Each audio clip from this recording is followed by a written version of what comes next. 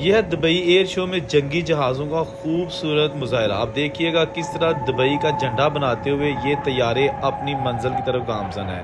7 तैयारे इस परफॉर्मेंस में हिस्सा ले रहे हैं और आप देखिएगा कि कितनी खूबसूरती के साथ ये पीछे रंग बिखेरते हुए अपने मुजाहरा को जारी रखे हुए हैं। क्या बात है। अब दिखाता हूँ आपको कि इनके पीछे जो इन्होंने रंग छोड़े हैं, कोसे कज़ा बनती जा रही है, वो कैसी है। ये देखिएगा, ये मुत्तहिदा अरब अमारात के तैयारे गुजरे हैं जिन्होंने ये खूबसूरत कौसे कज़ा बनाई। और आप देख सकते हैं, मैं जब यहाँ दुबई एयर शो की कवरेज के लिए आया तो बहुत अच्छा लगा, क्योंकि इसमें बहुत सारे मुल्कों के तैयारे और जंगी दफाई साजो सामान मौजूद था। दुबई एयर शो के 5वें रोज़ यानी इसी प्रोग्राम में हमसाया मुल्क भारत का जंगी तैयारा गिरकर तबाह हो गया था और ये इस शो का आखिरी रोज़ था। उसके बाद इस तमाम शो की सरगर्मियाँ मुअत्तल कर दी गई थी। तैयारे के गिरने का बहुत अफसोस हुआ था क्योंकि एक जान चली गई।